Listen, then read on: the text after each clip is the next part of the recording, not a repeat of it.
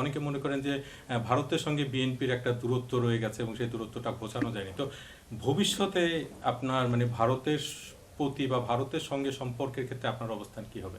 অবশ্যই আমরা যদি দেখি যে এমন কোনো চুক্তি হচ্ছে যেটা বাংলাদেশের মানুষের স্বার্থের পরিপন্থী, বাংলাদেশের স্বার্থের পরিপন্থী, বাংলাদেশের মানুষের স্বার্থের সাথে সেটা যাচ্ছে না, দেশের স্বার্থের সাথে যে যাচ্ছে না, সেটা যে কোনো দেশের সাথেই হোক না কেন, তাদের সাথে তো স্বাভাবিকভাবেই দূরত্ব হবে। কারণ আমি তো প্রতিনিধিত্ব করি আমার দেশের মানুষকে, আমার দেশকে প্রতিনিধিত্ব করি। কাজেই যে কোনো দুই দেশের মধ্যে যদি কোনো চুক্তি হয় যেটা আমার দেশের স্বার্থের সাথে যাবে না, সেক্ষেত্রে যে কারোর সাথেই আমাদের এরকম হতে পারে।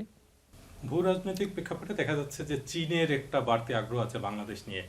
তো আপনার কি এরকম কোনো পদক্ষেপ আছে? চীনের জন্য কি আলাদা কোনো নীতি বা চীনের ক্ষেত্রে একরকম সম্পর্ক, ভারতের ক্ষেত্রে একরকম সম্পর্ক, এরকম কি কোনো ব্যাপার ঘটার কোনো সুযোগ আছে কিনা? আমার দেশের স্বার্থ যেখানে বজায় থাকবে, দেশের মানুষের স্বার্থ যেখানে বজায় থাকবে, আমাদের সাথে তাদের সম্পর্ক ভালো হবে।